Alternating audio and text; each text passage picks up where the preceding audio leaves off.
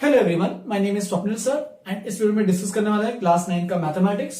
हम लोग डिस्कस करते हैं चैप्टर नंबर 13 जो कि है सरफेस एरियाज एंड वॉल्यूम्स। याद होगा तो इस चैप्टर में हमने लास्ट क्लास में कौन देखा था, राइट सर्कुलर कोन का सरफेस एरिया एंड वॉल्यूम देखा था, उस पर अच्छे खासे हमने एग्जांपल्स भी किए थे। तो आज अपन इस चैप्टर का लास्ट पार्ट कवर करने वाले हैं, स्फीयर एंड हेमिस्फीयर। ठीक है, तो एक बार रिविजन की तरह सारे फॉर्मूले एक बार याद दिला दूं कि क्या क्या हमने पढ़ा था अभी तक। तो क्यूब एंड क्यूबॉइड का तो कोई दिक्कत नहीं होनी चाहिए थी। क्यूब का अगर वॉल्यूम निकालना है तो length into breadth into height, और अगर सरफेस एरिया निकालना है टोटल सरफेस एरिया तो वो होता है twice L into B plus B into H plus L into H, ये सबका ट्वाइस। ठीक है, तो ये होता था अपना सरफेस एरिया ऑफ क्यूब। ठीक है, क्यूबॉइड क्योंकि एल बी एच तीनों अलग अलग है तो ये सब क्यूबॉइड के लिए होता था। Similarly volume length into breadth into height L B H. ठीक है, अगर इसका लैटरल सरफेस एरिया निकालना होता तो साइड का सरफेस एरिया निकालना। ठीक है, तो बस इसका मतलब एल इंटू बी जो टॉप और बॉटम फेसेस है उनके एरिया को तुम्हें हटाना है, जो बचेगा वो सब जो चार फेसेस है उनका एरिया। सिमिलरली क्यूब का वॉल्यूम भी बहुत सिंपल था। क्यूब का वॉल्यूम सीधा साइड क्यूब था कि जो भी साइड है क्यूब में तो सब लेंथ ब्रेड्थ और हाइट इक्वल रहते हैं, तो साइड का क्यूब हो जाता है वॉल्यूम। फिर टोटल सरफेस एरिया की बात की जाए तो 6 सरफेसेस है और हर सरफेस एक स्क्वायर है, हर फेस एक स्क्वायर है, तो इसका मतलब वो 6 इंटू ए स्क्वायर बन जाता है। वाइल लैटरल सरफेस एरिया यानी बाजू वाले जो है लैटरली टॉप एंड बॉटम को छोड़ के, तो उसके टोटल 4 फेसेस हैं, 4 स्क्वायर्स हैं, तो 4 इंटू साइड स्क्वायर। तो ये तो हो गया क्यूब एंड क्यूबॉइड का। फिर हमने उसके बाद देखा था सिलेंडर का। सिलेंडर का वॉल्यूम हमारे पास होता है पाई आर स्क्वायर एच, जहां पे आर जो है वो बेस, जो सर्कुलर बेस है उसका रेडियस है, जो ऊपर और नीचे दोनों सर्कुलर बेस जो होते हैं सिलेंडर में वो सेम होते हैं, कॉन्ग्रुएंट होते हैं, तो उनका रेडियस आर है। एंड हाइट जो है वो सिलेंडर कितना ऊंचा है वो हाइट था हमारा, तो volume pi R square H है। फर्दर अगर वॉल्यूम छोड़ के अगर दूसरी बात की जाए सरफेस एरिया की, तो सरफेस एरिया ऑफ, अब यहाँ पे देखो कितने सरफेस एरिया है, तो सिलेंडर में 2 सरफेस एरिया होते हैं, एक तो कर्व वाला पार्ट होता है और पूरा का पूरा टोटल सरफेस एरिया टीएसए। तो बस अगर सीएसए यानी कर्व सरफेस एरिया की बात की जाए तो उसका कर्व सरफेस एरिया का फॉर्मूला था 2 पाई आर एच। ठीक है, वाइल अगर टोटल सरफेस एरिया निकालना है तो तुम्हें नीचे वाला सर्कल और ऊपर वाला सर्कल दोनों को ऐड करना पड़ेगा उनका एरिया, तो पाई आर स्क्वायर, नीचे वाला भी पाई आर स्क्वायर, तो 2 pi R square plus 2 pi R H. Basically formula हो जाता है 2 पाई आर ब्रैकेट में एच प्लस आर। ठीक है, तो ये तो हो गया टीएसए और सीएसए, वॉल्यूम भी बता दिया मैंने सिलेंडर का। फिर हमने लास्ट क्लास में कोन पढ़ा था। कोन जैसे कि क्या होता है, जैसे कि आइसक्रीम कोन का जो वो फिगर होता है वैसे एक कोन है। ठीक है, तो कोन में क्या होता है, नीचे में एक सर्कुलर बेस होता है जिसका रेडियस आर होता है, और कोन का जो ऊपर में जो हाइट रहता है वो एच रहता है। फर्दर इसमें एक और डायमेंशन रहता है जो कि स्लैंट हाइट रहता है, वो कोन का जो टेढ़ा वाला ऐसे जो हाइट रहता है स्लैंटिंग वाला हाइट, उसको बोलते हैं स्लैंट हाइट, जो कि एल से डिनोटेड रहता है। तो एल एच और आर में रिलेशन बताया था, पाइथागोरस थ्योरम का रिलेशन था, L square equal to H square plus R square. यहाँ पे एच हाइट है, आर रेडियस है, एल स्लैंट हाइट है। ठीक है, फिर कोन का वॉल्यूम और सरफेस एरिया की बात किया जाए तो वॉल्यूम हमारा होता है कोन का 1/3 पाई आर स्क्वायर एच। जो सिलेंडर का वॉल्यूम है उसका एग्जैक्टली 1/3 होता है, 1/3 पाई आर स्क्वायर एच कोन का वॉल्यूम। तो सरफेस एरिया कोन का अगर बात किया जाए तो उसमें भी 2 सरफेस एरिया है, जो कर्व वाला पार्ट है वो एक, और जो नीचे वाला पार्ट है वो एक। तो कर्व सरफेस एरिया की बात की जाए तो वो होता है पाई आर एल, एल यहाँ पे स्लैंट हाइट है। फर्दर अगर टोटल सरफेस एरिया की बात की जाए तो वो जो कर्व पार्ट है कोन का वो वाला, एंड नीचे वाला एक सर्कल जो सर्कुलर बेस है, दोनों एरियाज को ऐड करना पड़ेगा, basically pi R L plus pi R square, तो बन जाएगा पाई आर कॉमन ब्रैकेट में एल प्लस आर। तो इस तरीके से हमारे पास फॉर्मुलेज हमने देखे थे लास्ट क्लास में। ठीक है, तो और उस पर अच्छे खासे क्वेश्चंस भी किए थे। तो ये पूरी कहानी थी कोन तक। आज की क्लास में अपन आगे बढ़ने वाला है जो कि स्फीयर एंड हेमिस्फीयर। तो सबसे पहले स्फीयर एंड हेमिस्फीयर जान लेते हैं। तुम लोग को सबको पता भी होगा, तुमने प्रीवियस क्लास में स्फीयर एंड हेमिस्फीयर के बारे में पढ़ा होगा, बस उनके बारे में सरफेस एरिया और वॉल्यूम क्या है वो सब नहीं पढ़ा होगा, तो वो मैं कवर करने वाला हूँ। तो स्फीयर जैसे कि सबको पता है, जैसे कि अपना बॉल जो होता है वो एक स्फीयर है। कोई भी तुम फुटबॉल ले लो या फिर क्रिकेट का कोई बॉल ले लो, तो वो एक परफेक्ट स्फीयर है। स्फीयर की खास बात क्या होती है, वो 2D में बनाना तो ऑफकोर्स डिफिकल्ट रहता है, क्योंकि अगर 2D में देखोगे, मतलब अगर प्लेन पे ड्रॉ करने जाओगे तो वो तो एक सर्कल ही दिखेगा, लेकिन वो सर्कल नहीं है, वो तो एक सर्कल दिख रहा है एक प्लेन में अगर बना रहे तो, लेकिन एक्चुअल में उसको एक 3 डेप्थ भी है। ठीक है, जैसे कि ऐसा कुछ है, इमेजिन करो थोड़ा सा, ऐसा कुछ है, जैसे कि अपना अर्थ है, अर्थ भी एक स्फेरिकल ऑब्जेक्ट है। ठीक है, तो स्फीयर में खास बात क्या होती है, उसका एक जो सबसे बीच में एक पॉइंट होता है, सेंटर बोलते हैं जिसको। ठीक है, सेंटर। ये मैंने इसलिए ऐसे बनाया क्योंकि देखो ये सब ये आगे से आ रहा है और ये पीछे में से दिख रहा है, ताकि तुम्हें दिखना चाहिए कि वो कर्व्ड है पूरा का पूरा ऐसे। ठीक है, यहाँ पे भी ऐसे पूरा कर्व्ड है। ठीक है, तो एक स्फीयर ऐसा कुछ दिखेगा कि ऐसा पूरा बॉल, गोल बॉल, तो इसको मैं 3D में 2D मतलब एक प्लेन पेपर पे अगर मुझे बनाना डायग्राम को थोड़ा सा ऐसा कुछ दिखाना पड़ेगा, अदरवाइज बस मैं ऐसा एक बनाऊंगा तो वो एक सर्कल ही दिख जाएगा जो कि 2D फिगर है। तो डेप्थ देने के लिए मैं थोड़ा सा इसे डायग्राम में ड्रॉ कर रहा हूँ। तो ये तो हो गया सेंटर। स्पीयर में खास बात क्या होती है, जैसे कि सर्कल में होती है वैसे स्पीयर में होती है। एक्चुअल में स्पीयर को जनरेट कैसे करते हो कि अगर तुम कोई सेमी सर्कल को लोगे, सेमी सर्कल तो याद है कि सर्कल का आधा, और सेमी सर्कल को अपना वो डायमीटर को फिक्स रखते हो, ऐसे पूरा घुमाओगे सेमी सर्कल को पूरा, ठीक है। जैसे कि हमारे पास ऐसा कुछ सेमी सर्कल है और इसको अगर तुम्हें पूरा घुमाना है, ठीक है, ये सेमी सर्कल को पूरा ये पूरा फिक्स रखते हुए इसको फिक्स रखो और ऐसे ही सपोज यहाँ पे मैंने ऐसे पकड़ा ऐसे और ऐसे पूरा घुमा रहा हूं, तो ये जो घूमेगा तो पूरा का पूरा एक स्पीयर सॉलिड जनरेट होगा। तो वो जो सॉलिड जनरेटेड होगा उसको स्पीयर ही कहते हैं, ठीक है, पूरा पूरा गोल दिखेगा। तो ये सॉलिड जनरेशन से भी कर सकते हो ऐसे। या फिर स्पीयर में क्या क्या चीजें होती है देख लो। अभी सेंटर होता है हमारे पास, सेंटर ओ, जो कि यहाँ पे सेंटर ओ कहीं ना कहीं तो होगा, ठीक है, वही सेंटर ओ है। फिर यहाँ पे क्या होता है स्पीयर में, खास बात क्या होती है कि अगर तुम कोई भी एंड पॉइंट से कोई भी मतलब यहाँ पे सरफेस पे कोई भी पॉइंट लेते हो, ये वाला, ये वाला, ये वाला डिस्टेंस, ये वाला डिस्टेंस, तुम कोई भी सरफेस पे पॉइंट लेते हो, कोई भी ले लो सेंटर से, तो इसका मतलब वो डिस्टेंस हमेशा इक्वल रहने वाला है, कांस्टेंट डिस्टेंस रहने वाला है, और उसी डिस्टेंस को कहते हैं रेडियस। तो वो रेडियस स्पीयर का हो जाएगा रेडियस, ठीक है।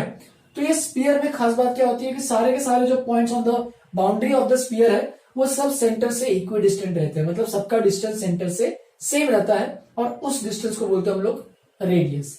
तो इस केस में जैसे कि सर्कल का रेडियस था वैसे ही स्पीयर का रेडियस होता है, सेंटर से सबका डिस्टेंस जो इक्वल है वो रेडियस, ठीक है।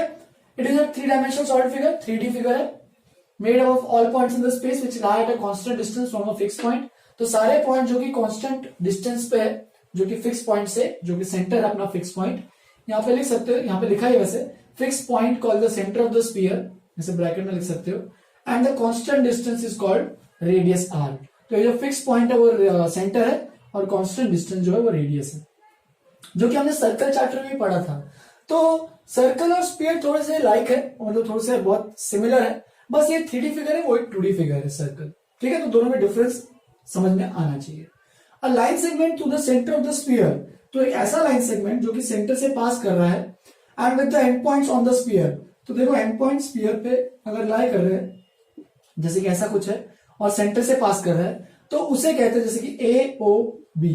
तो यहाँ पे AOB जो है वो क्या हो जाएगा हमारा डायामीटर। सेम जैसे सर्कल में था ना, सर्कल में अगर सेंटर से पास करके कोई भी लाइन बनाएंगे, कोई भी लाइन सेगमेंट बनाएंगे तो वो एक डायमीटर कहलाता है। तो डायमीटर इसमें भी सेम चीज है कि अगर स्फीयर के सेंटर से कोई भी लाइन पास कर रही है और एंड पॉइंट्स, दोनों एंड पॉइंट्स तक जा रही है, तो वो जो लाइन है वो डायमीटर होती है। और डायमीटर ऑफकोर्स ये तो तुम लोग को रिलेशन याद ही होगा, डायमीटर क्या होता है, ट्वाइस ऑफ रेडियस, ठीक है। रेडियस को 2 बार ऐड करोगे तो डायमीटर बन जाएगा। सेम गोज फॉर स्फीयर, ये तो सर्कल के लिए था, स्फीयर के लिए भी सेम चीज है, ठीक है। तो ये होता है स्फीयर। सिमिलरली भी हेमिस्फीयर बताऊंगा आगे में। हेमिस्फीयर तो सिंपल है, जैसा स्फीयर पूरा होता है हेमिस्फीयर आधा होता है, तो उसके बारे में बताऊंगा। पहले इसका सरफेस एरिया वॉल्यूम देख लेते हैं। तो यहाँ पे जो फॉर्मुलेज है, जैसे कि मैंने कहा, ये जो फॉर्मुलेज सब है ये सब डिराइव करने की तुम्हें जरूरत नहीं होती है, क्योंकि थोड़े से जैसे कि मैंने डेरिवेशंस बताए भी थे, कोन के, सिलेंडर के कैसे डिराइव करते हैं, लेकिन वो सब डेरिवेशंस तुम्हें करने की जरूरत नहीं है, क्योंकि ये सब derivations further higher 11th-12th class के मैथमेटिक्स में आता है, तब तुम्हें अच्छे समझ में आएगा। जब तुम हायर कैलकुलस टाइप का एक ब्रांच ऑफ मैथमेटिक्स है वो सब पढ़ोगे तो उसमें तुम अच्छे से डिराइव कर पाओगे। अभी के लिए कुछ डेरिवेशन करने की जरूरत नहीं है, मैं कोशिश करता हूं जितना एक्सप्लेन हो सके उतना एक्सप्लेन करूंगा।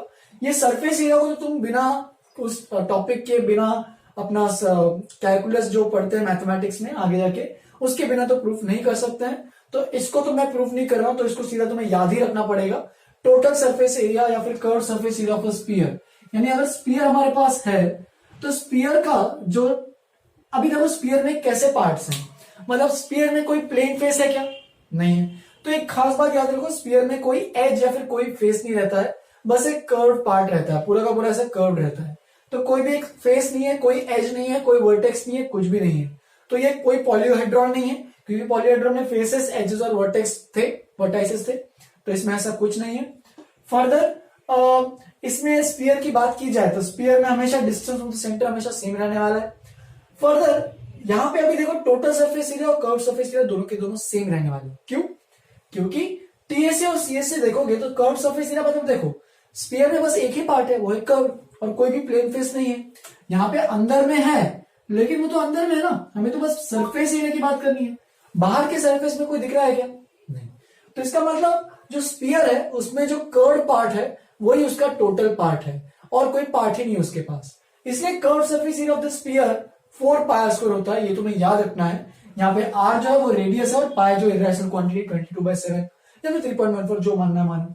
ठीक है, तो टोटल सरफेस एरिया और कर्व सरफेस एरिया दोनों सेम रहते हैं फॉर अ स्फीयर। फिर इसके बाद है वॉल्यूम ऑफ अ स्फीयर। चलो मैं इसको कोशिश करता हूं तुम्हें एक्सप्लेन करने की। अगर कोई समझ में आ रहा है तो तुम्हें काफी है, तुम्हें समझ में आ जाएगा। उसके बस तुम्हें एक चीज यूज करनी है, तुम्हें बस पिरामिड का एरिया अच्छे से आना चाहिए। सबसे पहले पिरामिड पता होना चाहिए क्या होता है। तो ये एक पिरामिड है, ठीक है। पिरामिड में क्या होता है, बेस जो होता है वो एक स्क्वायर होता है, और सारे के सारे जो है एक वर्टेक्स ऊपर से एक वर्टेक्स पे ज्वाइन हो रहे होते हैं। ठीक है, तो ये पिरामिड का अगर तुम्हें वॉल्यूम निकालना है, वॉल्यूम ऑफ पिरामिड, ठीक है, तो उसका फॉर्मूला तुमने शायद प्रीवियस क्लासेस में पढ़ा होगा, और नहीं भी पढ़ा तो टेंशन मत लो, बस देख लो एक बार। Volume of pyramid is equal to 1/3 of area of base into height. तो ये फॉर्मूला रहता है वॉल्यूम ऑफ पिरामिड का।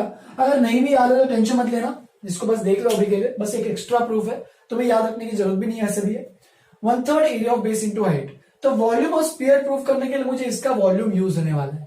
ठीक है, तो अब देखो एरिया ऑफ बेस मतलब क्या है। यहाँ पे जो ये वाला बेस है, जो यहाँ पे रेक्टेंगुलर बेस है या फिर स्क्वायर बेस है, जो भी हो सकता है, तो यहाँ पे जो बेस है उसका एरिया वो एरिया ऑफ बेस हो जाएगा। एंड हाइट मतलब यहां से कितना ऊंचा है, कि वर्टेक्स का अगर मैं बेस तक परपेंडिकुलर बनाऊंगा तो वो कितना ऊंचा है। ठीक है, तो मैं स्पीयर को अब क्या करने वाला हूं, मेरे को यहाँ पे ये क्यों यूज होने वाला है, क्योंकि मैं स्पीयर को छोटे छोटे से पिरामिड में ब्रेक करने वाला हूं। जैसे कि थोड़ा सा इमेजिन करो, अब मैं थोड़ा सा 3D फिगर बनाने की कोशिश करूंगा, तुम लोग समझने की कोशिश करना।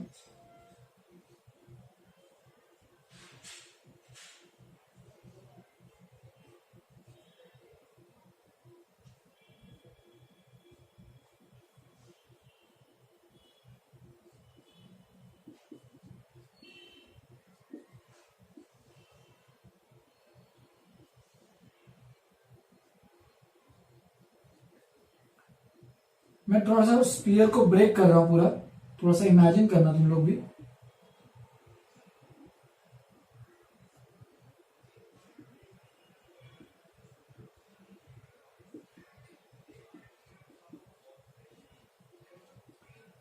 तो स्पीयर को मैं क्या कर रहा हूं, ऐसे बहुत सारे पिरामिड में ब्रेक कर रहा हूं। कैसे ब्रेक कर रहा हूं पिरामिड्स में, तो ऐसे मैं क्या कर रहा हूं कि सबका जो स्पीयर का जो सेंटर है, यहाँ पे जो सेंटर आएगा वो अपने इन सब जो पिरामिड्स दिख रहे होंगे तुम्हें, ये सब जो यहाँ पे सेंटर पे मिल रहे होंगे, ये सब ऐसे यहाँ पे कहीं तो सेंटर आ रहा होगा, और सब यहाँ पे ऐसे पिरामिड्स पे जुड़, पिरामिड के सॉरी स्पीयर के सेंटर पे ऐसे जुड़ रहे होंगे। थोड़ा सा इमेजिन करना। ठीक है, तो ऐसे एक एक करके उसमें से पिरामिड्स निकाल सकते हो तुम। मतलब यहां से अगर ये उठाओगे तो ये एक्चुअल में जो पिरामिड दिखेगा ऐसे निकलेगा, वो यहाँ पे इसका एक सरफेस का एक पार्ट रहेगा, तो ऐसे पार्ट निकालो। तो ऐसे बहुत सारे ऐसे पिरामिड्स बन के तुम्हारे निकल रहे होंगे इसके अंदर से।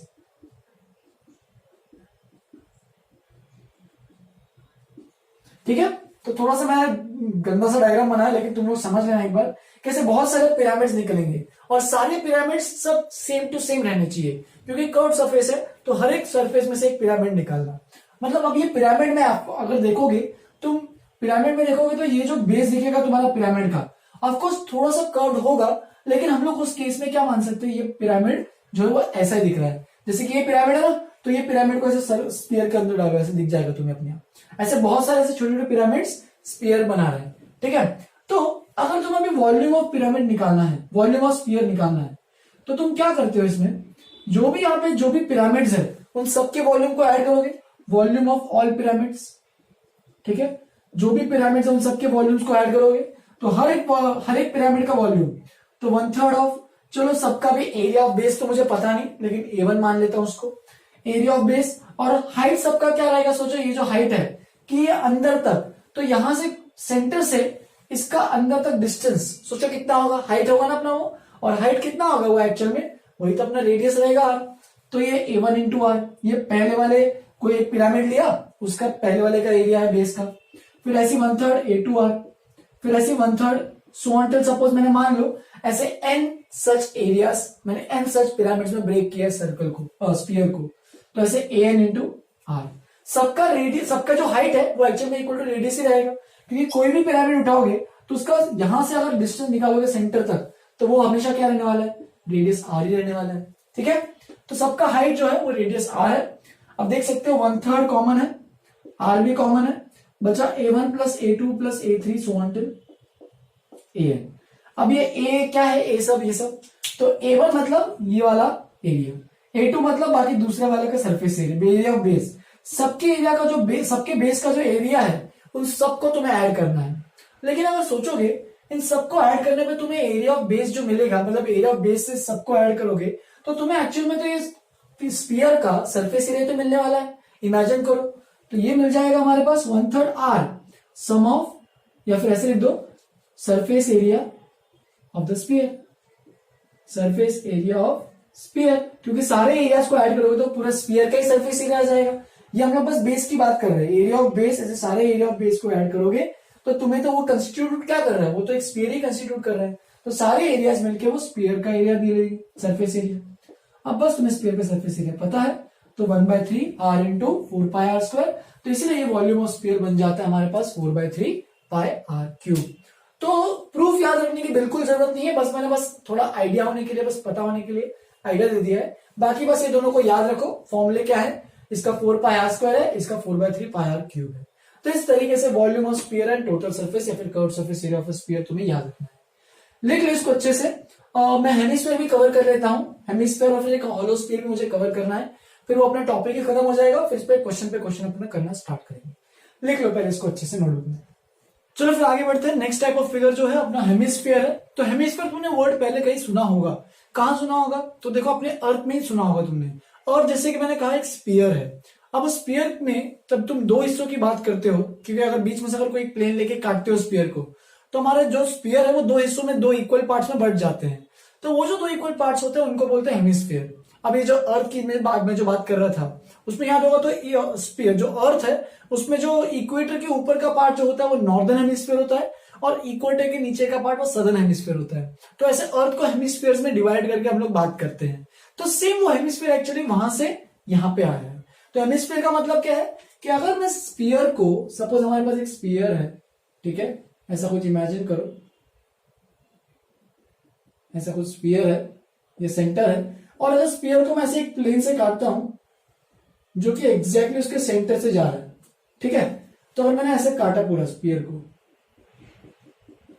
एग्जैक्टली जो सेंटर से पास कर रहा है, मतलब ऐसा प्लेन ले रहा हूं, ऐसे एक मतलब प्लेन ले रहा है, फिर ऐसा कोई चाकू ले रहा हूं जिससे मैं स्फीयर को एग्जैक्टली बीच में से काट रहा हूं ताकि वो सेंटर से पास हो जाए, तो उसको बोलेंगे हम लोग, जो दो हिस्से में बटा है, यानी जो ऊपर का पार्ट है, ये जो बचा ऊपर का पार्ट, यानी ये जो बचा नीचे का पार्ट, ये दोनों हेमिस्फीयर्स होंगे।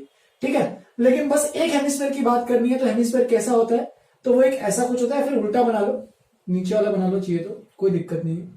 तो हेमिस्फीयर कैसा होता है, एक ऐसा पार्ट होता है जिसमें ऐसा कुछ दिखेगा। ठीक है, तो ये एक हेमिस्फीयर है। स्फीयर का एग्जैक्टली आधा जो होता है वो हेमिस्फीयर रहता है, जिसका रेडियस होता है बस आर। अब देख सकते हो ये सेंटर है हमारे पास, तो वापस से स्फीयर का ही पार्ट था ना ये, तो इसका वापस से इसके एंड पॉइंट तक रेडियस आर रहेगा, फर्दर इधर तक भी इसका रेडियस आर रहेगा, फर्दर इधर तक भी इसका रेडियस आर रहेगा। तो ये सब तुम लोग को ऑलरेडी क्लियर रहना चाहिए कि सेंटर से कोई भी एंड पॉइंट तक का डिस्टेंस लोगे तो हमेशा क्या रहने वाला है, आर। ठीक है, तो ये एक स्फीयर है। अब देख सकते हो स्फीयर हेमिस्फीयर है। अब हेमिस्फीयर में दो पार्ट्स हो गए। स्फीयर में तो क्या था, बस एक कर्व पार्ट था। हेमिस्फीयर में क्या हो गया, दो टाइप ऑफ सरफेसेस हो गए।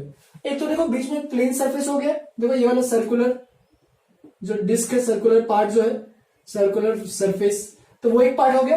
एंड ऑफकोर्स वो नीचे का जो कर्व सरफेस आ रहा है वो भी एक पार्ट हो गया। जैसे कि बॉल को अगर बीच में से काटोगे तो जो आधा बचेगा बॉल, उसमें एक कर्व पार्ट तो रहेगा ही, आधा कर्व पार्ट उसका बॉल का, और बीच में ऐसे एक सरफेस भी रहेगा उसके। ठीक है, तो अब अगर इसकी बात की जाए surface area and volume of hemisphere, sphere में तो एक ही सरफेस था, तो इसलिए हमने वहां पे टीएसए और सीएसए दोनों सेम ही बोले थे, इक्वल होंगे।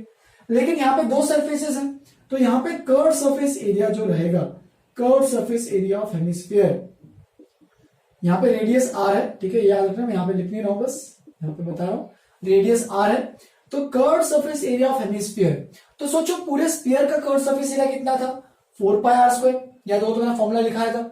अब 4 पाई आर स्क्वायर पूरे स्फीयर का है, तो अगर स्फीयर को आधा कर दूंगा तो इसका जो बचेगा कर्व सरफेस एरिया वो इसका ही आधा हो जाएगा, half of CSA of sphere. तो स्फीयर का जो भी कर्व सरफेस एरिया तो उसका हाफ हो जाएगा, यानी CSA of hemisphere is equal to कितना होता है स्फीयर, ये पूरा कितना होता है 4 पाई आर स्क्वायर, तो 4 पाई आर स्क्वायर का आधा जब करोगे तो वो आ जाएगा हमारे पास 2 पाई आर स्क्वायर। तो हेमिस्फीयर का जो कर्व सरफेस एरिया यानी जो कर्व पार्ट का जो एरिया रहेगा, यानी जो ये नीचे वाला ये जो कर्व जो पार्ट है नीचे बाउल की तरह दिख रहा है, वो कर्व पार्ट का सरफेस एरिया रहेगा CSA 2 pi R square. Of course ये सब यूनिट्स में यहाँ पे लिखे नहीं, एक बार भी तुम लोग लिख लेना, एरिया मतलब स्क्वायर यूनिट्स, वॉल्यूम मतलब क्यूब यूनिट्स, ठीक है। तो CSA ये है, लेकिन अब क्या इसमें TSA और CSA दोनों सेम रहेंगे क्या, नहीं। अगर ऊपर का अगर ओपन नहीं है, मतलब ऊपर का ऐसे यहाँ पे अंदर में ओपन नहीं है, मतलब अगर ऊपर में एक सरफेस बन रहा है, जैसे कैसा सरफेस है, हेमिस्फीयर का सरफेस है, कर्व सरफेस, और ऊपर में एक सर्कुलर कुछ पार्ट फिक्स्ड है, मतलब ऐसे सॉलिड फेस है कुछ ऊपर में दिख रहा है, तो तुम्हें TSA में उसको भी ऐड करना पड़ेगा। तो TSA of hemisphere is equal to CSA, तो जो भी CSA हेमिस्फीयर का वो तो चाहिए होगा क्योंकि टोटल सरफेस एरिया, टोटल की बात कर रहे हैं, plus surface plus area of the top sphere, area of circular base, base बोलो या फिर सर्कुलर पार्ट बोलो, जो बोलना है बोलो। तो देखो ये जो सर्कुलर बेस है उसका भी एरिया तो चाहिए होगा ना, तो उसका एरिया कितना है, तो वो होगा पाई आर स्क्वायर, तो ये बन जाएगा 2 pi R square plus area of circular base, area of circle कितना होता है पाई आर स्क्वायर, तो उसको ऐड कर दिया। तो therefore total surface area of hemisphere जो होता है वो होता है 2 pi R square plus pi R square, कितना हो जाएगा 3 पाई आर स्क्वायर। तो ये तुम्हें अब से याद रखना है। तो स्फीयर का सरफेस एरिया कितना है 4 pi R square, TSA hemisphere का कितना है 3 पाई आर स्क्वायर, और CSA हेमिस्फीयर का कितना है 2 पाई आर स्क्वायर, 2 3 4, स्फीयर का 4 हो जाता है। सिमिलरली वॉल्यूम की बात की जाए तो पूरे स्फीयर का वॉल्यूम कितना था 4/3 पाई आर क्यूब, तो वॉल्यूम ऑफ हेमिस्फीयर कितना हो जाएगा, सिंपल सी बात है कि स्फीयर का जो भी वॉल्यूम है उसका आधा, यानी half of volume of sphere, क्योंकि कितनी स्पेस ऑक्यूपाई कर रहा है पूरा का पूरा स्फीयर, तो वो 4/3 pi R cube space occupy कर रहा है। तो हेमिस्फीयर कितना करेगा उसका एग्जैक्टली आधा, क्योंकि हमने आधे दोनों जो पार्ट्स है इक्वल पार्ट्स में डिवाइड किया स्फीयर को, तो half of volume of sphere, तो ये बन जाएगा half of 4/3 pi R cube, that is volume of hemisphere is equal to half करो कितना हो रहा है 2 2 जा, तो ये बन जाएगा 2/3 पाई आर क्यूब। वापस यहाँ पे हेमिस्फीयर का जो रेडियस है यहाँ पे मान लेना, रेडियस कितना है हेमिस्फीयर का r है, ठीक है। तो इस तरीके से हमारे पास रेडियस r है, जैसे कि इसमें जो डेटा है स्फीयर और हेमिस्फीयर में वो बस रेडियस प्रोवाइडेड रहता है और कुछ और प्रोवाइड करने की जरूरत ही नहीं है, क्योंकि बस जो फॉर्मूला है जो स्फीयर का वॉल्यूम, हेमिस्फीयर का वॉल्यूम, सरफेस एरिया दोनों का, तो वो सब बस डिपेंडेंट होते हैं बस एक क्वांटिटी पे जो कि है रेडियस। अब वो रेडियस पे पूरे फॉर्मुलेस रिवॉल्व करते हैं, जबकि सिलेंडर में क्या था, सिलेंडर में फॉर्मुलेस आर और एच पे डिपेंडेंट थे, वाइल कोन में किस पे डिपेंडेंट थे, आर एच और एल पे भी डिपेंडेंट थे। तो यहाँ पे कोन स्फीयर और हेमिस्फीयर बस रेडियस आर पे डिपेंडेंट है, इतना याद रखो बस, ठीक है। अब बस तुम्हें इंटरमिक्स नहीं करना है, जंबल नहीं करना है कि स्फीयर का कोन पे लगा दिया, कोन का स्फीयर पे लगा दिया, ऐसे नहीं चलेगा। सबके फॉर्मुलेस एक पीस ऑफ पेपर पे लिख लो, ताकि जब क्वेश्चंस करो तो उन फॉर्मुलेस को देख देख के अच्छे से प्रैक्टिस कर सकते हो, और वो चीजें पेपर कहीं तो दीवार पे भी चिपका सकते हो, ताकि तुम लोग कभी भी अगर स्टडी रूम में बैठे हो तो वो फॉर्मुलेस तुम्हें दिखने चाहिए, बाय हार्ट होनी चाहिए, ठीक है। फिर नेक्स्ट एक चीज है, इंपॉर्टेंट नोट पॉइंट है, एक वॉल्यूम ऑफ हॉलो स्फीयर, जो कि एक दो जगह शायद यूज होगा लेकिन इतना इंपॉर्टेंट नहीं है। वॉल्यूम ऑफ हॉलो स्फीयर वैसे सिंपल सा ही पार्ट है, एक स्फीयर, सपोज एक इमेजिन करो एक स्फीयर हमारे पास है, और वो स्फीयर एक्चुअली में ना खोखला है, खोखला मतलब कि अंदर से हॉलो है, ठीक है, ऐसे कुछ अंदर से कुछ एक हॉलो स्पेस है उसमें। अब इस हॉलो स्पेस जो भी है, यानी ये पूरा स्फीयर बन रहा है हमारे पास, ऐसा कुछ इमेजिन करो जैसे कि अपना जो टेनिस बॉल रहता है, एक्चुअल में टेनिस बॉल अंदर से हॉलो रहता है, तो टेनिस बॉल एक हॉलो या फिर स्पेरिकल शेल है। तो बेसिकली स्पेरिकल शेल का मतलब कहते हैं, शेल मतलब कवरिंग, कि एक स्फीयर में कवरिंग दे रहा है, तो अंदर में यहाँ पे पूरा हॉलो है, ये एयर यहाँ पे समझ लो या फिर हॉलो है, ऐसे लिख दो, ठीक है। अब यहाँ पे एक इंपॉर्टेंट चीज क्या है कि देखो दो स्फीयर बन रहे हैं, एक बाहर वाला स्फीयर, एक अंदर वाला स्फीयर, और वो दोनों स्फीयर्स के बीच में ही पूरा मैटर है, ठीक है। ये जो यहाँ पे मटेरियल है, जो भी जिस टाइप का मटेरियल होगा, ये बस इधर है, इस स्फीयर के अंदर कुछ मटेरियल नहीं है। तो चलो इमेजिन करते हैं, ये सपोज कैपिटल आर है बाहर वाले स्फीयर का रेडियस, और ये सपोज स्मॉल है अंदर वाले स्फीयर का रेडियस। तुम लोग अगर देख रहे होंगे यहाँ पे, मुझे तो एक्चुअल में रिंग ही दिख रहा होगा, ठीक है, लेकिन ये रिंग नहीं है, एक 3D फिगर है, तो 3D से इमेजिन करना। तुम्हें एक्चुअल में जब देखोगे इस 3D फिगर को, तुम्हें ये हॉलो स्पेस दिखेगा ही नहीं। वो जब बनाओगे, जब तुम कोई चीज बनाते हो तभी तुम्हें पता चल रहा होगा, ठीक है। या फिर कब अगर उसे काट के देखोगे तभी तुम्हें दिखेगा अच्छा ये तो हॉलो है अंदर से। अदरवाइज अगर पूरा स्फीयर देखोगे हॉलो स्फेरिकल शेप, तो तुम्हें बाहर से कुछ यूनिक ऐसे अलग नजर नहीं आएगा। वहां पे क्वेश्चन में अगर की बात की जाए तो क्वेश्चन में वहां पे लिखा रहेगा स्फेरिकल शेल या फिर हॉलो स्फीयर। तो दोनों में से कोई भी अगर वर्ड यूज किया गया है, इसका मतलब समझ जाना कि दो स्फीयर्स है और दोनों स्फीयर के बीच में कुछ मैटर है या फिर ऐसे स्फेरिकल शेल है, ठीक है। तो देखो दो रेडियसेस है, capital R small R. R जो है वो एक्सटर्नल, स्मॉल कैपिटल आर जो है वो एक्सटर्नल रेडियस है और स्मॉल आर जो इंटरनल रेडियस है, रिस्पेक्टिवली यहां पे लिख देता हूं। तो हमें अब क्या निकालना है, तो हमें निकालना है वॉल्यूम, ठीक है, इसका volume of the hollow sphere. तो सोचो volume of the spherical shell या फिर वॉल्यूम ऑफ हॉलो स्फीयर कितना होने वाला है। सिंपल सी पॉइंट है, देखो कि जो यहाँ पे स्फेरिकल शेल में जो वॉल्यूम है, देखो मैटर कहां पे है, इन दोनों के बीच में। तो हम लोग क्या करेंगे, वॉल्यूम ऑफ आउटर स्फीयर निकालेंगे कि जो भी बाहर वाला स्फीयर है उसका वॉल्यूम कितना आ रहा है। और क्या ये आंसर आएगा पूरा? नहीं, क्योंकि इसमें अंदर वाला स्फीयर का भी वॉल्यूम ऐड हो गया, हमें वो नहीं चाहिए। इसलिए मैं क्या करूंगा, उस अंदर वाले वॉल्यूम, अंदर वाले जो इनर स्फीयर है उसके वॉल्यूम को मैं सबट्रैक्ट कर दूंगा और अपना काम ही हो जाएगा। तो इस तरीके से अपना वॉल्यूम ऑफ स्फेरिकल शेल आने वाला है। अब वॉल्यूम ऑफ स्फीयर तो तुम्हें पता ही है, तो 4/3 पाई आर क्यूब, लेकिन आउटर स्फीयर का रेडियस कितना है, कैपिटल आर, तो ये कैपिटल आर क्यूब बन जाएगा, minus volume of inner sphere कितना है, स्फीयर का वॉल्यूम 4/3 पाई आर क्यूब, अंदर वाले स्फीयर का रेडियस है क्या, स्मॉल आर, तो ये हो जाएगा स्मॉल आर क्यूब। तो ये बन जाएगा 4/3 pi capital R cube minus small R cube, जो कि है वॉल्यूम ऑफ स्फेरिकल शेल। तो ये भी एक नोटवर्दी पॉइंट है जिसको तुम्हें याद रखना है तो रख सकते हो, या फिर अगर तुम्हें अगर आइडिया समझ में आ गया कि कैसे निकाला मैंने, कुछ नहीं, बाहर वाले स्फीयर का वॉल्यूम माइनस अंदर वाले स्फीयर का वॉल्यूम माइनस, मतलब ये निकालना बस। तो इतना अगर याद भी रखो तो मोर देन इनफ है, अगर ये फॉर्मूला भी याद है तो very well, more than best है, ठीक है। तो ये पूरी कहानी है स्फीयर एंड हॉलो स्फीयर की, और sphere, hemisphere and hollow sphere की। तो ये सारे जितने भी मैंने फॉर्मुलेस बताए तो वो याद रखो। अगर तुम बस स्फीयर का भी वॉल्यूम और सरफेस एरिया याद रखते हो तो ये बाकी सब भी याद रखने में कोई डिफिकल्टी नहीं जाएगी। तुम खुद भी एग्जाम में बैठ के रफ वर्क में चाहिए तो डिराइव करना है तो कर सकते हो, बस स्फीयर के दम पे।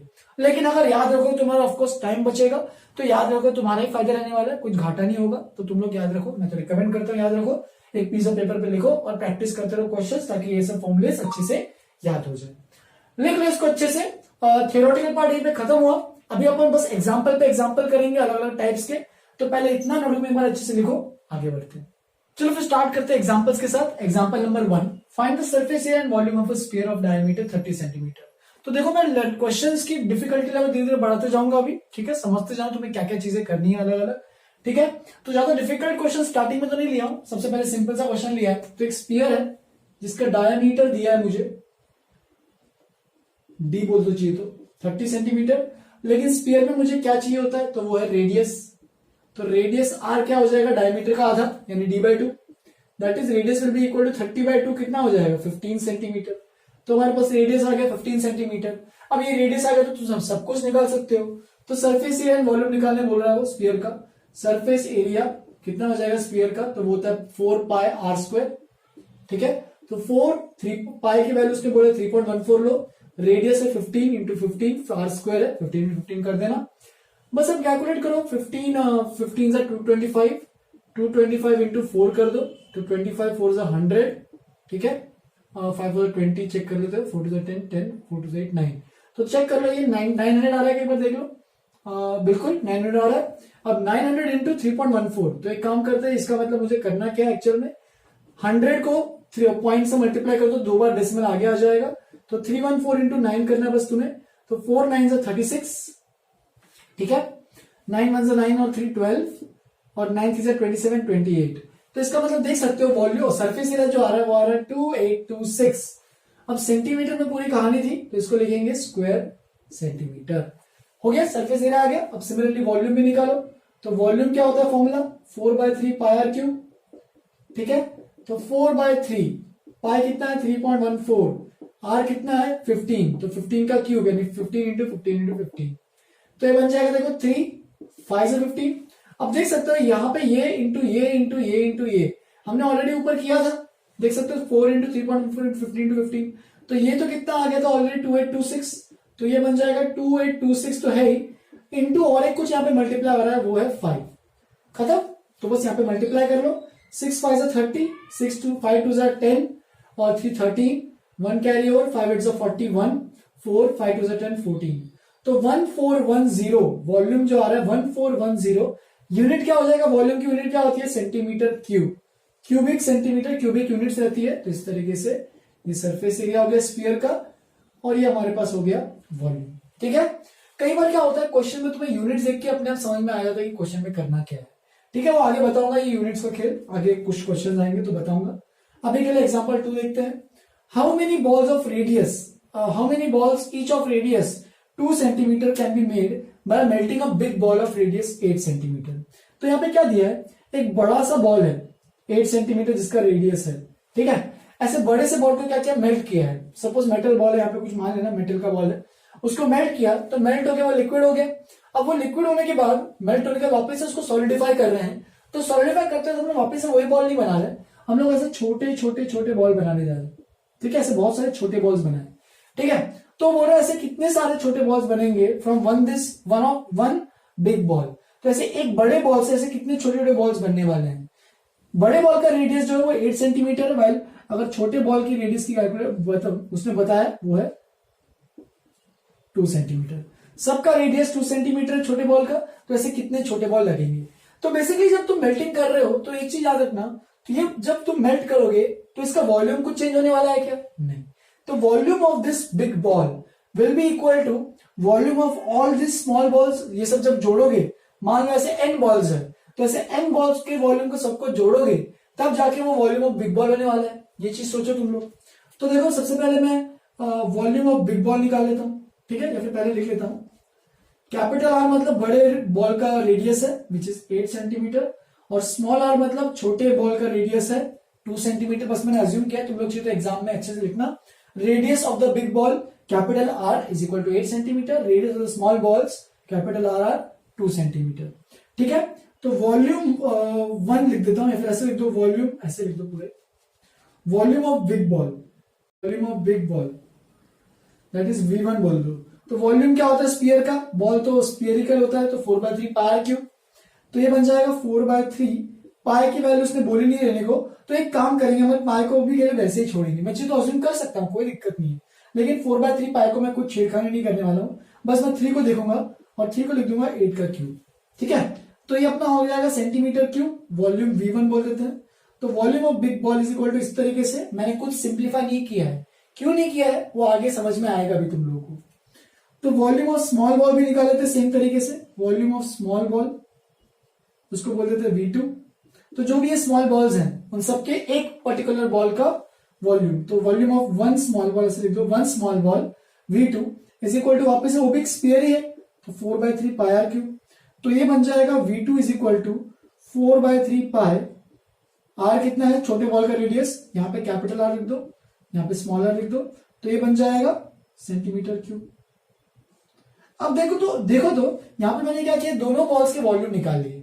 अब मैंने क्या कहा था, जब मेल्टिंग करोगे ये जो पूरे बॉल का वॉल्यूम रहेगा, ठीक है, volume of big ball is equal to, अब देखो सारे जो स्मॉल बॉल्स है वो सबके सब सेम है। देखो how many balls each of radius, तो ईच मतलब सबके रेडियस 2 सेंटीमीटर है, यानी इसका भी 2 सेंटीमीटर, इसका भी 2 सेंटीमीटर, सबके रेडियस 2 सेंटीमीटर है। तो हमें यहाँ पे एक बॉल्स निकाले कितने नंबर ऑफ बॉल्स आ रहे हैं, तो चलो मान लेते हैं, यहाँ पे लिख देता हूं नंबर ऑफ बॉल्स है, यहाँ पे नंबर ऑफ बॉल्स जितने भी रहेंगे। अब ये वॉल्यूम ऑफ बिग बॉल किसके बराबर रहेगा, ये हर एक बॉल के volume into total number of ball जितने भी है उसके बराबर रहेगा, क्योंकि हर एक बॉल का वॉल्यूम जो भी आ रहा है प्लस ऐसा हर एक बॉल के वॉल्यूम को ऐड करते जाओगे, मान लो, और सबका वॉल्यूम तो सेम ही होने वाला है क्योंकि सबका रेडियस ही सेम है, तो सबका वॉल्यूम सेम है, तो मैं लिख सकता हूं total number of balls into volume of 1 small ball, right, हो गया खत्म। तो ये क्या बन रहा है देखो, वॉल्यूम ऑफ बिग बॉल कितना है V1। नंबर ऑफ बॉल्स को मैं बोल लेता हूं, चलो n है, जो कि हमें निकालना है। देखो हाउ मेनी बॉल्स पूछा है, नंबर ऑफ बॉल्स n निकालना है। Volume of balls small balls कितना है V2, देख सकते हो वन स्मॉल बॉल का वॉल्यूम V2 है। तो देख सकते हो n इज इक्वल टू कितना आएगा V1 अपॉन V2, ट्रांसपोज कर दिया मैंने V2 को इस साइड, तो ये बन जाएगा n is equal to V1 कितना है तो 4/3 पाई 8 का क्यूब, और नीचे में V2 कितना है 4/3 पाई 2 का क्यूब। खत्म। तो देखो यहाँ पे मैंने इसलिए मल्टीप्लाई नहीं किया था, देखो यहाँ पे पाई और पाई कैंसिल, 4/3 कैंसिल, खत्म। तो ये बन रहा है देखो 8/2 का होल क्यूब कर दो, इसको पूरा क्यूब कॉमन ले लेता हूं, तो ये बन जाएगा 4 का क्यूब। देखो एक बार 8/2 इज 4 का क्यूब, 4 का क्यूब कितना होता है 64। तो ऐसे इस बड़े बॉल से तुम ऐसे छोटे छोटे बॉल्स बनाने हैं, तो ऐसे 64 बॉल्स मिलेंगे तुम्हारे पास, कि 64 बॉल्स ऐसे मिलेंगे जिसका रेडियस 2 सेंटीमीटर रहेगा। तो जब भी ऐसे कुछ मेल्टिंग का काम चलता है तो यहाँ पे यूजुअली हम लोग वॉल्यूम का यूज करते हैं, ठीक है। अब सरफेस एरिया का वापस से कब यूज करना है, जब सरफेस एरिया की बात कर रहे हैं, कुछ पेंटिंग कर रहे हैं, बॉल कुछ किसी चीज को पेंट कर रहे हैं, तो यह सरफेस पे ही करते हैं हम लोग, तो उसमें सरफेस एरिया। जब वॉल्यूम की कब बात करते हैं, जब स्पेस ऑक्यूपाइड की बात करते हैं, यहाँ पे इतना स्पेस ऑक्यूपाई किया, मेल्ट करने के बाद स्पेस ऑक्यूपाई तो उतना ही रहना चाहिए, तो इसमें वॉल्यूम वो सेम रहना चाहिए दोनों का, ठीक है। अच्छा क्वेश्चन है, स्टार मार्क कर देता हूं, तुम लोग याद रखना, अटेम्प्ट करना, पहले समझना इस क्वेश्चन को अच्छे से। Example number 3, hemispherical ball is made from metal sheet. तो एक हेमिस्फेरिकल बाउल है, बाउल मतलब है कैसे, ये है ऐसा कुछ बाउल है, is made from metal sheet having thickness, तो थिकनेस स्मॉल टी बोल देता हूं। अब देखो यहाँ पे कुछ थिकनेस दिया है, ठीक है, मतलब ये जो बाउल है उसका थिकनेस दिया है, मतलब यहाँ पे अगर तुम गिनोगे ऐसा, तो ये जो लेंथ रहेगा एक्चुअल में, कि अंदर वाला जो रेडियस है और बाहर वाला जो रेडियस है, उन दोनों में कुछ डिफरेंस रहेगा, ठीक है। और उसी को यहाँ पे क्या बोल रहे हैं, ये जो है ये है थिकनेस टी, ठीक है, कि यहाँ पे कितना मोटा है ये चीज, कितना थिकनेस है। अब ये तो अंदर से खाली अगर देखोगे तो अंदर में एक और हेमिस्फीयर बन रहा होगा, तो ऐसा कुछ बाउल होता है ना, कि एक बाउल का थिकनेस होता है बाहर में, तो ये पूरा का पूरा पार्ट है मेटालिक, जो भी है, किससे बना है, मेटल से बना है, तो मेटल शीट से बना, तो ऐसा कुछ बाउल है ऐसे अंदर में, खाली हॉलो है अंदर से, ठीक है, हेमिस्फेरिकल हॉलो बाउल है, ऐसा समझो इसको।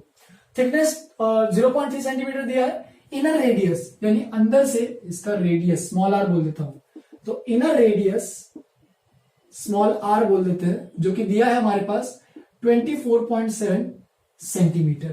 तो देखो अगर इनर रेडियस दिया है तो आउटर रेडियस निकाल सकते हो क्या, बिल्कुल निकाल सकते हैं। Outer radius capital R will be equal to inner radius plus ये जो भी थिकनेस है, देखो ये इनर रेडियस जो कि आर था और ये थिकनेस जो कि टी है, तो इन दोनों को ऐड करोगे तो ये बन जाएगा रेडियस, आउटर रेडियस, बाहर वाले स्फीयर का रेडियस। तो हमारे पास आउटर रेडियस कितना आ जाएगा 24.7 plus 0.3, that is outer radius is equal to 25 centimetre exact आ गया हमारे पास, ठीक है। अब उसने निकालने क्या बोला, देखो find the cost of polishing it's outer surface. तो जो भी बाहर का सरफेस है उसको पॉलिश करना है, तो उसको कितना पैसा लगने वाला है। यहां पे देखो अगर भाव जो चल रहा है मार्केट में वो है 4 रुपए लग रहे हैं फॉर 100 स्क्वायर मीटर, मतलब 100 स्क्वायर मीटर 100 सेंटीमीटर स्क्वायर, अगर उसको उतना एरिया पॉलिश करना है तो उसको 4 रुपए देने पड़ेंगे। तो अगर उसको पूरे का पूरा आउटर सरफेस को पॉलिश करना है तो उसे कितना लगेगा। तो सिंपल सा क्वेश्चन है, आउटर सरफेस मतलब एक कर्व सरफेस ऑफ हेमिस्फीयर है, वो आउटर सरफेस है, उसको तुम्हें बस क्या करना है पॉलिश।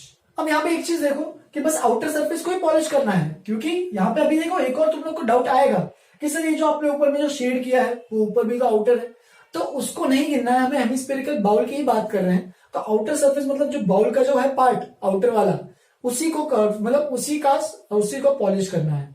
कई लोग क्या होंगे इसको भी गिन लेंगे, और इसको भी निकालना कोई डिफिकल्ट टास्क नहीं है। अब उसने टोटल आउटर सरफेस पूछा बोला होता तो हम लोग बिल्कुल लिख देते ये ऊपर का भी, जिसको हम लोग कैसे निकालते हैं, ये बाहर वाले सर्कल का एरिया माइनस अंदर वाले सर्कल का एरिया।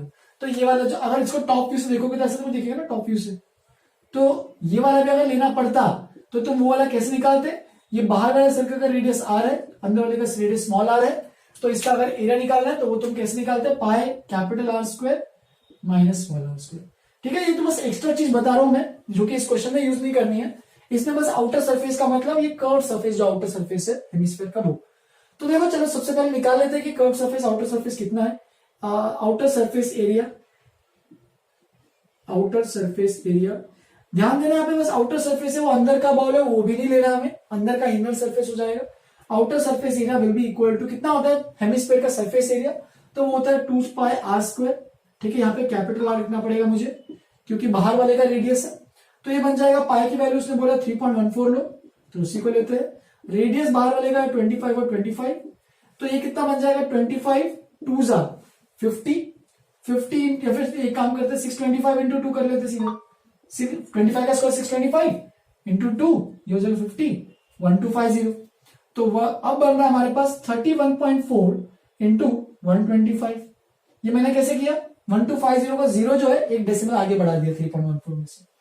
बस कैलकुलेट करते हैं फिर 5 4 जा 20, 7 15, 4 2 जा 8, 2 1 जा 2 6 और 3 1 4, कितना बन रहा है 0 15 9 10 12 6 8 9 6 7 8 9, तो 3925 और डेसिमल एक पॉइंट के बाद है तो हमारे पास आएगा एग्जैक्ट 3925 कितना सेंटीमीटर स्क्वायर। तो इतना आउटर सरफेस एरिया है उस बाउल का। लेकिन हमें अभी एक चीज पता है कि for polishing 100 centimetre square we have to pay ₹4. Therefore, for polishing 3925 centimeter square of area, that is the outer surface, मान लेते हैं ये हमें निकालना है x है, तो यूनिटरी मेथड का यूज कर लो। This into this is equal to this into this, that is x into 100 is equal to 3925 into 4। Further तुम यहाँ पे अगर और सिंप्लीफाई करना कर सकते हो, 100 को उधर भेज दो, तो 3925 इंटू 4 अपॉन 100, चाहिए तो 4 से मल्टीप्लाई कर लो। 4 5 जा 20, 4 2 जा 8 10, 4 9 जा 36 37, 4 3 जा 12 और 3 15, तो 157 बाय 100, तो ये 2 जीरो होगा, ये भी 2 जीरो होगा। देयरफॉर अगर पूरे सरफेस को पॉलिश करना है तो हमें कितना पैसे भरने पड़ेंगे, हमें भरने पड़ेंगे ₹157, मतलब ₹157। ठीक है, तो यहां पे एक इंपॉर्टेंट बस ये कहानी याद रखना कि ये ऊपर वाले को एरिया को नहीं लिया है। अगर वो टोटल आउटर सरफेस अगर बोलता कि ऊपर का भी गिनो, तो उसमें तुम्हें ये ऊपर का भी ये गिनना पड़ता, जो कि कैसे गिनते pi R square minus R square. मतलब यहाँ पे जो 2 पाई कैपिटल आर स्क्वायर है उसमें तुम्हें ये वाला भी टर्म ऐड करना पड़ता। ठीक है, तो लिख लो इसको अच्छे से। ये 3 एग्जांपल्स है, मैं और भी कुछ 3 एग्जांपल्स लेता हूं और फिर खत्म करूंगा इस वीडियो को। इससे अपना चैप्टर भी खत्म हो जाएगा। अलग अलग वैरायटी ऑफ क्वेश्चन भी तुम्हारे बहुत सारे कर लिए होंगे, फिर तुमने होमवर्क में भी तुम्हें करना है उसके बाद। पहले उसको पहले इतना अच्छे से लिख लो, आगे बढ़ते हैं। चलो फिर आगे बढ़ते हैं। लास्ट चार जो 3 क्वेश्चन है उनको भी खत्म करते हैं, चैप्टर खत्म हो जाएगा। तो एग्जाम्पल नंबर 4 को देखो। A copper sphere of diameter 18 centimetre. तो हमारे पास एक स्पीयर है, ठीक है, जिसका डायमीटर दिया है, स्पीयर का डायमीटर है हमारे पास कितना, डायमीटर डी बोल दो, इज इक्वल टू 18 सेंटीमीटर। तो मैं यहाँ पे सीधा रेडियस भी निकाल लेता हूँ सीधा, क्या टेंशन है। Radius are will be equal to 18 का आधा, 18/2 लिख देना उसको। यहाँ पे अच्छे से एक्सप्लेन करते हुए लिखना, मैं डायरेक्ट लिख रहा हूँ 9 सेंटीमीटर। तो एक स्पीयर है जिसका रेडियस है हमारे पास 9 centimetre, is drawn into a wire. अब ड्रॉन का मतलब क्या है कि हम लोग मतलब कोई भी चीज को अगर हम लोग कोई वायर में कन्वर्ट करते हैं तो उसको ड्रॉन बोलते हैं। ठीक है, जैसे कि अगर ये स्पीयर को हम लोग कन्वर्ट कर रहे हैं, जैसे कि हमने मेल्ट किया था पिछले क्वेश्चन में, वैसे ही स्पीयर को भी हम लोग मेल्ट तो करने तो कर सकते हैं, या फिर प्रेस करके भी, कोई हाइड्रोलिक प्रेस भी होता है, उससे क्या होता है वो पूरा एक वायर के अंदर ड्रॉ हो जाएगा। मतलब पूरा स्पीयर है, उसको प्रेस करके उसको इतना पतला करेंगे ताकि वो एक वायर की तरह पूरा बन जाएगा। ठीक है, तो वायर, अब वायर कैसा होगा, वायर का क्या होता है देखो, wire of diameter 4 mm, then find the length of the wire. तो देखो वायर एक्चुअल में क्या होगा, तो वायर एक सिलेंडर ही होगा। इमेजिन करो एक बड़ा सा लॉन्ग सिलेंडर, ये सोचो ये वायर हो जाएगा ऐसे कुछ, जिसका डायमीटर मुझे पता है। ठीक है, डायमीटर कितना दिया है मुझे, तो डायमीटर डी बोल देते हैं यहाँ पे, इसका चाहिए तो डी, ये D1 बोल देता हूँ स्फीयर, और ये तो इसको मैं D2 बोल देता हूँ, diameter D2 is equal to कितना दिया है 4 mm, राइट। अब तो रेडियस ऑफ द वायर, तो रेडियस R2 कितना हो जाएगा 4/2, दैट इज 2 mm। लेकिन देखो कहानी यहाँ पे सेंटीमीटर में है और यहाँ पे मिलीमीटर में है, तो सब कुछ हमें क्या करना है, एक यूनिट में कन्वर्ट करना है। चाहे तो तुम सब कुछ मिलीमीटर में कन्वर्ट करो या फिर सब कुछ सेंटीमीटर में कन्वर्ट करो। चलो अपना यूजुअल जो अच्छा यूनिट जो होता है वो सेंटीमीटर होता है, तो मैं मिलीमीटर को सेंटीमीटर में कन्वर्ट करूंगा तो मुझे 10 से डिवाइड करना पड़ेगा। तो 2/10 सेंटीमीटर दैट इज 0.2 सेंटीमीटर। 2/10 की वैल्यू 0.2। तो radius of the wire R2 यहाँ पे लिख सकते हो, या फिर डायमीटर यहाँ पे लिखा है 4 mm है। तो radius of the wire is 0.2 centimetre and length of the wire. अब एक्चुअल में जब सिलेंडर देखोगे तो इसका length of the wire actual में सिलेंडर का हाइट ही हो रहा होगा, ठीक है। तो length of the wire L is equal to height H, height of the cylinder H, ऐसे लिख सकते हैं, ठीक है, height of the cylinder H, right. तो अब देखो जो भी ये सिलेंडर एक्चुअल में है ना वायर, वही उसका लेंथ रहेगा, बस ये बताने के लिए मैंने ये लिखा है। तो अब देखो इसको इसमें ड्रॉ किया है। अब ड्रॉ किया इसका मतलब इसका जो भी वॉल्यूम रहेगा, मोस्ट इंपॉर्टेंट कंडीशन जो बहुत लोग कंफ्यूज हो जाते हैं इसमें, जो वॉल्यूम ऑफ स्फीयर रहेगा वो हमेशा इसके बराबर ही रहेगा। वॉल्यूम ऑफ वायर, जितना भी है वॉल्यूम वायर का, वो सिलेंडर के वॉल्यूम के बराबर रहेगा। क्योंकि ऐसा इसमें से कोई मटेरियल निकल के बाहर आ रहा है क्या, वो जो भी मटेरियल इसमें यूज हुआ था ये पूरे का पूरा मटेरियल इसमें यूज होगा, बस वायर का लेंथ बहुत ही लंबा होने वाला है। देखो अभी कैसे। तो वॉल्यूम ऑफ स्फीयर कितना होता है, तो वो होता है पाई 4/3 पाई R1 क्यूब बोल देता हूं, क्योंकि स्फीयर R1 रेडियस है, ठीक है। वॉल्यूम ऑफ वायर कितना हो जाएगा, तो वो हो जाएगा पाई R² H होता है, तो यहाँ पे R2² ले लेना, और H यहाँ पे हाइट एक्चुअल में L है, जो कि निकालना है, वही निकालेंगे अभी, ठीक है।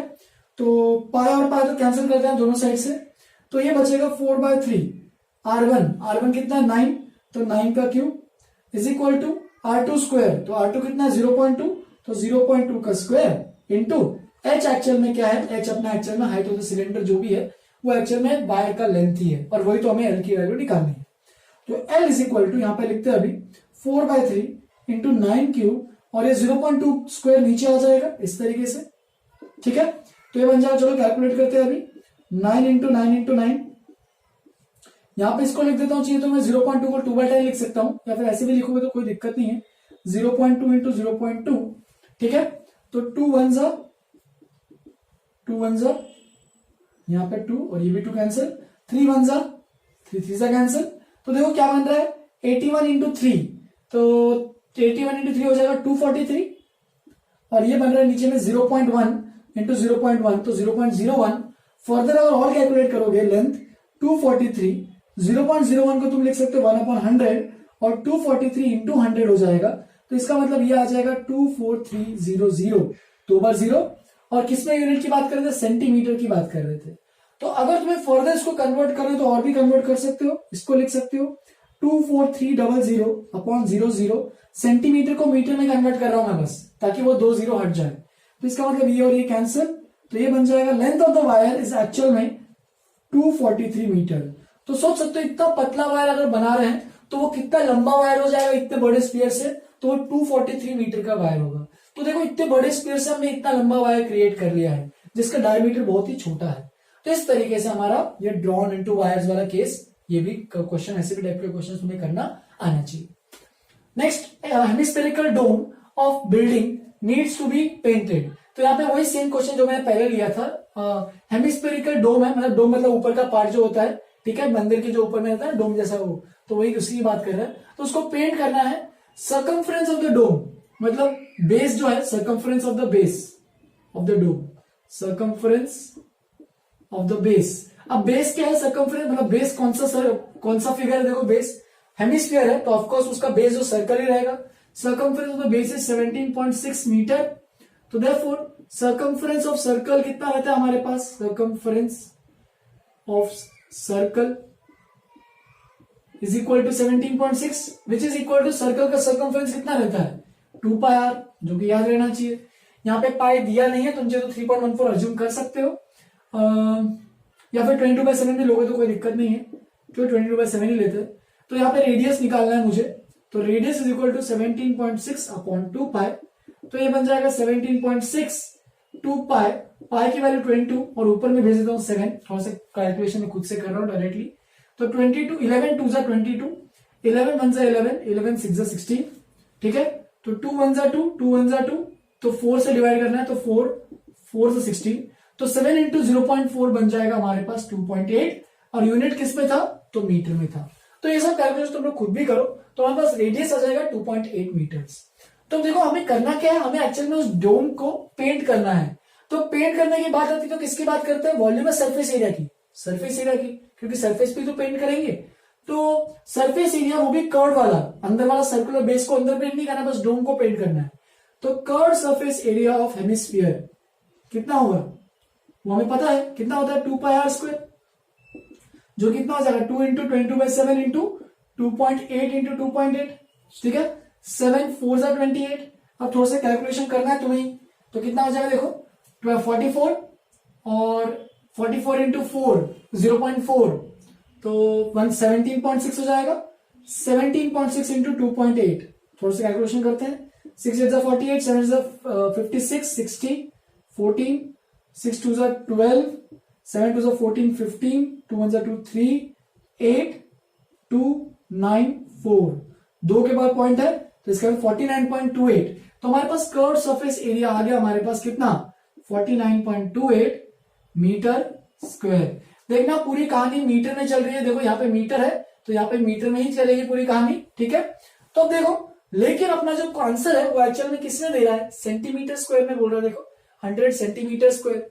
तो अगर तुम्हें इसको सेंटीमीटर मीटर स्क्वायर को सेंटीमीटर स्क्वायर में कन्वर्ट करना है तो तुम इसको ऐसे कर सकते हो, देखो 49.28 इंटू 100 क्यों 2 बार 100 क्यों किया, क्योंकि मीटर स्क्वायर 2 बार है ना मीटर स्क्वायर, तो इसलिए मुझे 2 बार 1 मीटर को 100 सेंटीमीटर में कन्वर्ट करना पड़ेगा, तो 2 बार 100 से मल्टीप्लाई कर दिया तो ये बन जाएगा सेंटीमीटर स्क्वायर।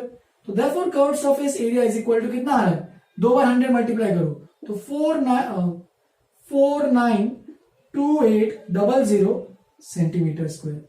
मतलब जो डोम का जो सरफेस एरिया है, कर्व सरफेस एरिया है वो 492800 या फिर 4,92,800 सेंटीमीटर स्क्वायर एरिया है।